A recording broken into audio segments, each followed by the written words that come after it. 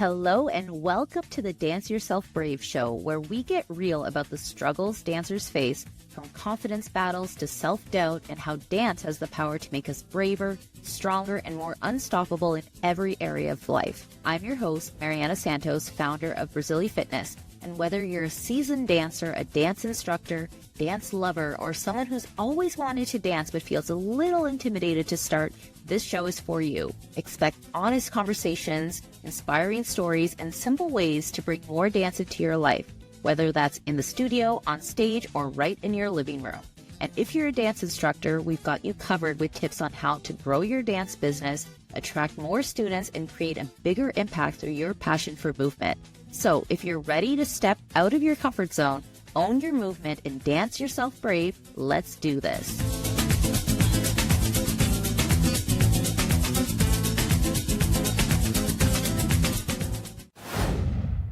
Hello and welcome to the Dance Yourself Brave show. I'm your host, Mariana Santos, founder of Brazili Fitness, and I'm so excited that I have Bree Foerster here today. How are you doing, Bree? I'm good. Thank you for asking. Thank you so much for coming on the show. So I'm going to just give a little bit of a background, but of course I want to hear from you, your whole story. But first, so Bree is a California native. She's been teaching dance for 10 years, working with dancers of all levels and ages in a variety of styles. While skilled in many genres, Bree's passion lies in contemporary dance, where her creativity and movement storytelling shine. As an award-winning choreographer, Bree wants to continue to inspire students through choreography, technique, and teaching about self-love and acceptance. Well, I have to say that last part is the most important for me and what I want to hear more about, because I think that's what, as dancers, dance instructors, that's what we need to do. But why don't we start from the beginning? How did you get started with dance? Tell us all there is to know about you, your family, everything. Fun fact, was actually born and raised in Germany. So Foerster's actually an authentic German last name. I moved to the States in 2007, and my mom's American. She's from California, so that's how we ended up in California. Okay. And I actually was really involved in horseback riding growing up. My family's all in theater. Every single one of my family members does theater in some way, shape, or form. So I grew up in the arts, but I always chose to do something different. My mom, when we moved, she was teaching a musical theater class at a local studio, and it was recital season, and she needed an extra person to be in her piece. And since I was already there, I was like, I'll just help out. I'll do it. And I remember being backstage. We were getting ready to go on stage. And I was watching at the time, the senior level dancers, competition dancers dance, and they were doing a contemporary piece. And I remember looking up at my mom and telling her that this is what I had to do. This was what I did with my life. And she was quite confused, since we were very in the horse world at that point. But I changed my mind. I was like, this is what I was so drawn to what they were putting up on stage and how connected they were to the music and to the story. And that was just, it drew me in, and I was like, this is what I got to do. So I chose to start taking dance classes. Competition auditions were actually months after I chose to switch to dance. And being 9 years old, I was like, I'm an audition. What's the worst that can happen? Exactly. And, yeah. And that the whole motherly thing, don't get your hopes up. You've just started dancing. Don't give up if they don't put you on the team. And I was 9, which I feel like in the dance world is kind of late to start. But so I auditioned and I got in and just picked up and started the craziness of competition dance. And I danced with the studio for a year, competed with them. And then I actually ended up having some health issues and decided to kind of pull back. And once again, being 9-10 years old, very dramatic, I was like, I can't dance here. I'm not dancing at all. And I actually took like a 5-year break and tried other things. Wow. Didn't go back to dance until I was in high school. And I auditioned for the dance company at my high school and didn't make it. I was devastated. I was like, I don't know how I'm going to get through 4 years of high school without something to do.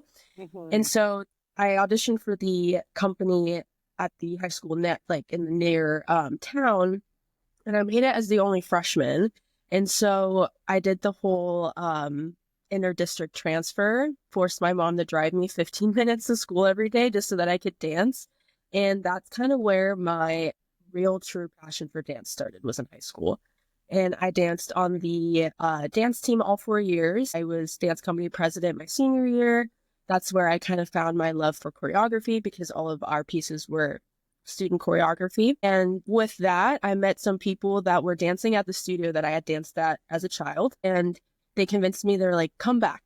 You know, it's not the same. It's different. Come back. It'll be a different experience. So I dove right back into competition as a sophomore in high school and kind of never looked back. Through all that, though, I did realize that performance wasn't really what I wanted to do. I knew that I enjoyed performing, I enjoyed being on stage, I enjoyed competition, but what I really enjoyed was the conventions and the learning and the teaching aspect of it. And so I decided that was what I was going to do after high school, is what I was going to teach dance. And I actually kind of hit a couple bumps in the road. I was told by multiple people that I was never going to be a dance teacher because I wasn't technically up to par as some other people at my studio. And I think at the time it was a belief that a teacher had to do everything that the students had to do, and they had to be able to outshine the students at any point. So I kind of sat with that for a little bit after graduation, and I was a little defeated. And in the town that I grew up in, there was 3 major studios, 2 competitive and 1 that was more ballet based. And I had friends that danced at the one that was more ballet based. And through that, I knew the studio owners. They were mom and daughter, and they're great people. And I, through the grapevine, kind of got an interview in with them, and they gave me a shot, and now I have a career in it. And they mentored me and they pushed me, started teaching just the babies at that studio. I had a couple of combo classes, like the tiny little ones. And within a year, I was teaching full time. I was in on the performance troupe that we had. I was working in the office. I was very involved. So I went from just a couple of little baby kids classes to teaching full time, all levels, all styles. Through all that as well, I worked very closely with a group called the Central Coast Follies, which is a group of dancers 65 and older. And they do a show a year for Parkinson's research. And so I had a family friend that ran that. And I was a child performer in it as a kid. And then as I got older, I kind of took more of an assistant director / choreographer role. So I worked really closely with them. I think my oldest student, I guess you could say, my oldest student there was, I think, 89 at the time. So they were killing it. They were doing tap jazz. They were taking ballet classes with us. Like every Sunday for 5 hours, we would get together and we would put together these shows, huge fundraiser shows. So that's kind of how I started my teaching and choreography career. And I taught at this studio for 4 years before I transferred to Ohio University in Athens, Ohio, and kind of moved my life over. And through there, I actually there was no real teaching opportunities. And then COVID hit, and everything was just happening. Yeah. And so I didn't teach for a few years, and as dramatic as it might sound, they were not great years. I realized very early on in that hiatus of teaching that teaching just brings me so much joy, and it fills my cup so much that I can't not teach. Through some health issues again, had to, figure that out, navigate that. But once I moved up to the Cleveland area, which is where I'm at now, I was able to kind of get back into that. And so I found a studio up here, and I've been teaching with them for a year now, and took kind of a competitive level teacher position with them. So I am one of 3 teachers for the competition team, and we're just in the middle of our season right now. And it's been an adjustment. I grew up as a competition teacher, or dancer, sorry, but took on a non-competition type teaching style. So coming back into the competition world was definitely an adjustment. But I love it, and it just fills my cup, as crazy as it is. But it's kind of the journey of how I got here today. That's awesome. And it's not crazy at all. I think that every, little part of your journey has brought you exactly where you're supposed to be. And we heard about, how like what's beautiful, like at 9 years old, where you're like, I'm just going to do it. I'm just going to audition. Right. And it's so great. Like as kids, like we don't have that fear. And as we get older, we become more and more hesitant to try new things. And we feel like falling down is the worst thing ever. But really, that's how we grow. And you mentioned some health issues and, people not believing in you as a teacher, and then you finding your path, like so many like ups and downs, right, in the journey. So it's great to see that. And like, do you think like that going through all of that, like how would you say that affects your life today, and how has it shaped you as a person? It definitely has affected my life just in every day. I do feel like I really struggle with imposter syndrome. If I'm honest, I was very nervous coming into this interview specifically. I was going through kind of the questions you had sent, but also just kind of thinking about my career and like how I started where I'm at now, and immediately felt like I didn't like, who am I to sit here and like talk about this, right? And I think that is the thing that I struggle with the most, is finding that confidence in myself. I think I find it through my students. I find it through the connections that I make with my students every day. I find it through the little moments of them getting that trick or pulling that triple that they've been working on for weeks and weeks and weeks, or finding the confidence in themselves. Then in turn gives me the confidence, like, yes, I am doing something right. I am making some kind of difference, whether that's, just being a person that they could talk to and trust, or if that's a person that really works with them one-on-one with their technique. And I think the health issues that I've been dealing with, I'm just going to be honest, as a dancer, I struggle with an eating disorder, and has been for a long time in my life. And as a dancer, we sit in a room full of mirrors every single day with a bunch of other girls, and we compare ourselves. And I think that my struggle with my own mental health and my own eating disorder has given me the path to be able to help this generation of dancers maybe potentially not struggle with that as much. And I think that's where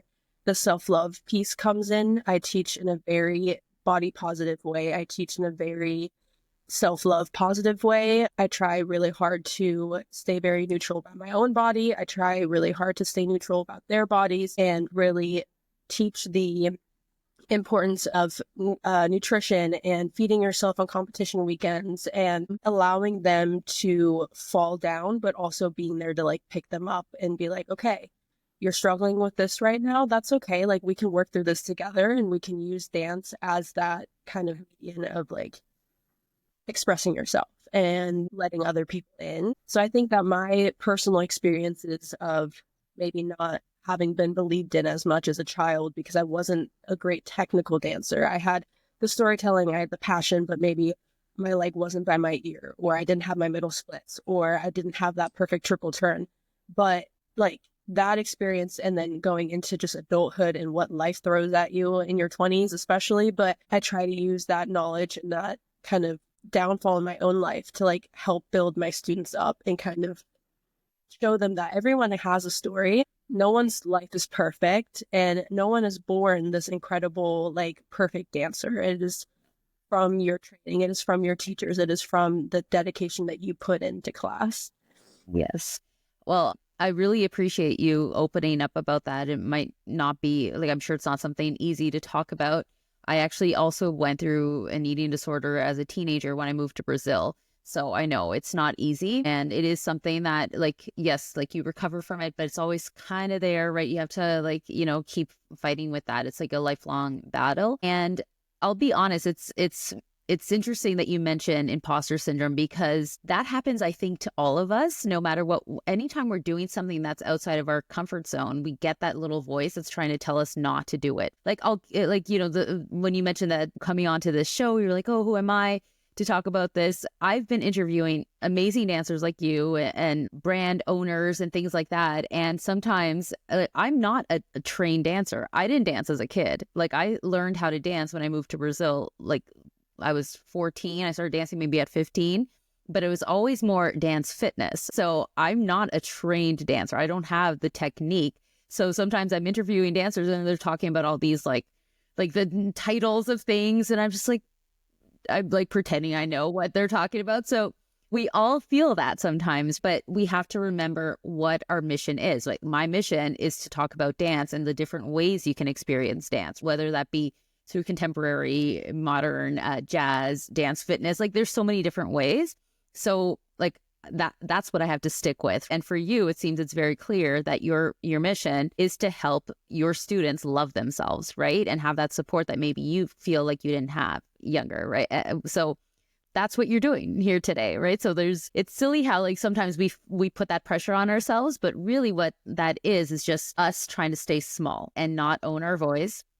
And we all go through it. So I really appreciate you talking about that, because any like career path you choose, you're going to have that self-doubt creep in, right? And you're going to have to like talk back to that voice and be like, okay, I tell people like, listen to that voice and say, okay, thank you for sharing, but I'm going to do it anyway.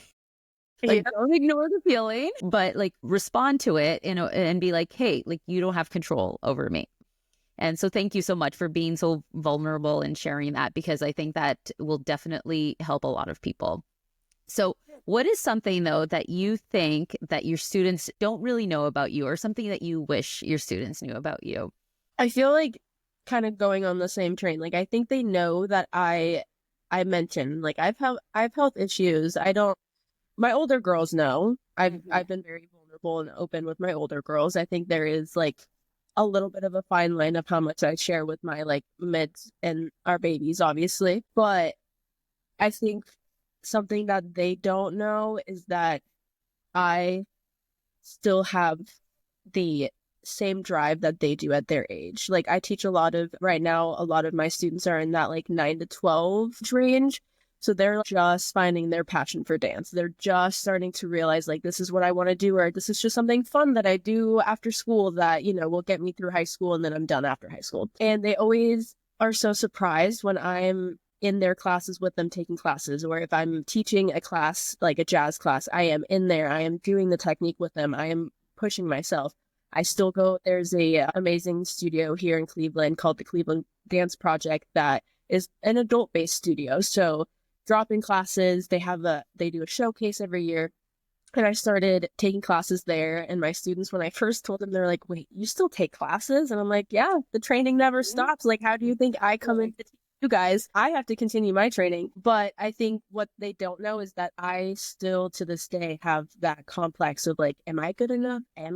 Should I be here? Because I think some of them feel like I come into class and I have this knowledge and I have to teach them, and I teach them things. Their technique is improving and all of that, but I still, as my own dancer, have those struggles and those insecurities, and like they inspire me, and I don't think they realize that. I don't think they realize they inspire me to keep pushing. Like some of my students are working on aerials, so I was like, all right, well, if you're gonna get your aerial, I'll get my aerial by the end of the year. Like, let's do it together. So I don't think they realize how much they inspire me to continue to push myself every day and to continue to do what I need to in my everyday life to like live a healthy life, because, you know, for a long time there, I didn't have that because of the world and just not having access to the studios and whatever. It was a dark place, I think, for a lot of us. They really inspire me to keep going every day, and I don't think they realize how much they do. That's beautiful. It's such a beautiful exchange, because I know, like, just by talking to you, I know that all your students feel inspired by you, and the fact that you can, you know, get some inspiration through them too. I mean, there's nothing better, right? Like that's just the perfect blend. And so what would you say, like, with all of that, like, what's the maybe one thing that you want to be your legacy, the way that you want to show up and like change the world? What difference do you want to make in the world? I feel like in this world of social media, you know, I follow a lot of dance teachers on like TikTok and Instagram and choreographers on social media and stuff. And I try really hard to connect with my students on a personal level. And I think that in the industry, that's hard, obviously, because choreographers are working with hundreds and hundreds and hundreds of dancers. But when you're working at a small studio like I am right now, our competition team is 21 girls, ranging from ages 6 to 18. And I have some of these girls for all of their, like, solo, duo, trio, you know, group dances. I have them for everything, and I see them every day, and I have them for all their rec classes. And like, we spend a lot of time together. And I think that the legacy that I want to leave out in the dance world is the idea of like, I'm your dance teacher. I'm going to push you, but I'm also your biggest fan, and I'm going to be at everything that you do. I'm going to one of my students' drama plays this weekend because I want to support her and I want to support her other endeavors as well. So I think that my biggest thing that I try to kind of bring into class every day and try to leave in class every day is that I don't know everything. I'm always learning, and I'm always going to be supporting you. And I always want to be that person that if you have a bad day, you can call me. You can call me or you can text me and you can, vent to me. You can ask me questions. You can come to me with your deep stuff. I will help you. I'm not just your dance teacher. I am a part of your life in every aspect. I see you 4 days a week and we travel together. We spend a lot of time together. And I always want my students to feel comfortable and safe enough to come to me with anything. And I think I also just want to leave this idea of you don't have to be the perfect technical dancer to be a successful dancer. There's so many dancers in this world that are amazing, incredible dancers through their storytelling, through their texture, through their ability to move an audience. It does not always come from having perfect turns and perfect flexibility. And I think that's sometimes forgotten. I think we see so many dancers on social media nowadays, and they're incredible. Don't get me wrong, they are incredible. But then the little girls watching that are like, oh, well, if I can't do that, then I'm not ever going to be an incredible dancer. Yeah. And I want to try to inspire and remind my kids specifically, but anyone that I've worked with, that you don't need all of the tricks and all of the extra stuff to be a good dancer. It comes from the knowledge, it comes from the passion, and it comes from wanting that drive within yourself. Your biggest competition is yourself, no one around you. You go into class and you dance for yourself because you want to be better and you want to grow as a dancer, not because Sally over here is, doing 3 turns and you're just doing 2. So I think just trying to leave that mindset and bring that mindset back into the dance world nowadays, when everything is kind of oh, you have to have a backflip to be able to be, fun so you can dance or whatever. Yeah. And I love that because it's very aligned with my mission, is because I feel like sometimes people are afraid to dance because, especially, when they start at an older age, they're not kids anymore. They know it's going to be a little bit tougher, but they think well, if I don't have perfect technique or if I'm not good enough to be a dancer, then why even try? It's no, there's so many other benefits to dance that can bring to your personal and professional life, just by, the resilience you build, the discipline, the confidence you build in yourself, that all those things can benefit your life, right? But if you keep telling yourself that, oh, I'm not going to be as good as, so-and-so on social media, like you said, you're just never going to allow yourself to experience that.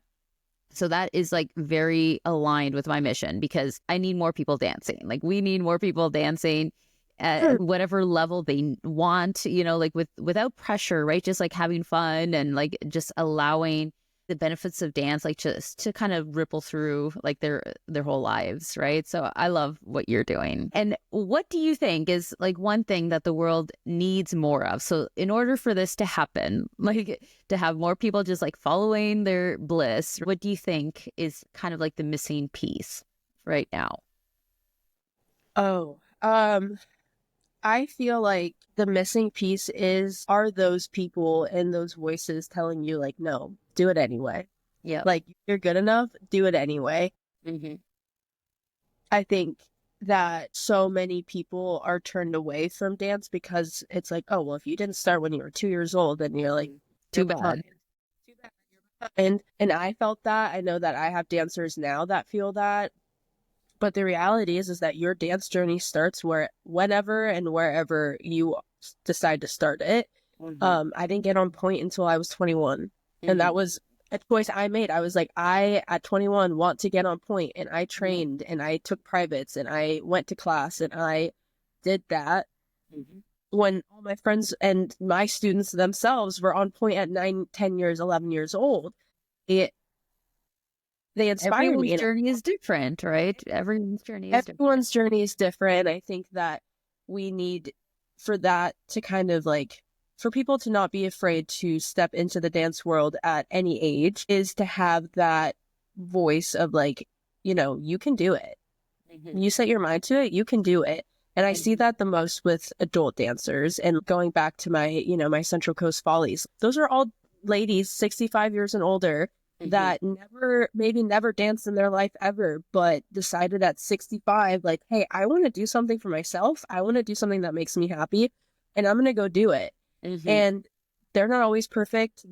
They, they forget things. They can't do certain things anymore at that age, but they're still there and they're pushing themselves. And I think that it comes from community. And I think that we, as a community of like the dance community, needs to hone back into like letting everyone in. Everyone can be a dancer.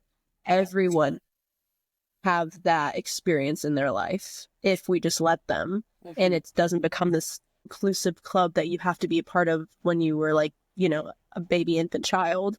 Yeah, I don't know. I feel like just that sense of community. Like, I think the dance community is strong if you are at the same level as everyone else in the community, in my opinion, at least. Awesome. And what advice would you give to someone who, listening to this podcast, maybe they're not a child, like an adult who is now a little bit curious about starting a dance class, but maybe still a little bit hesitant? What would you tell them? I would tell them to not just go for it, but as cheesy as it sounds, like do it for your inner child. Like if you go into class and you feel silly, I guarantee you your inner child is having the best time of its life and it's doing something that it's always wanted to try. And it really can't look silly. Like everyone comes into the dance world at a different level. And just because you're a mom with kids that decided that they want to take a dance class now because their kids are in school and they have the time, like do it. There's nothing holding you back. And there is a community of people just like you out there that have the exact same thoughts, have the exact same experience. And as a community, right? You go into an adult jazz class and I guarantee you if we sat them down just like we do our little kids and talk to them on, a regular basis, like I could sit in front of a class of adult jazz dancers or tap dancers or hip hop dancers or whatever, and every single one of them would probably have a doubt of like, I don't know if I should have come today, but I'm glad that I did because, it filled my cup.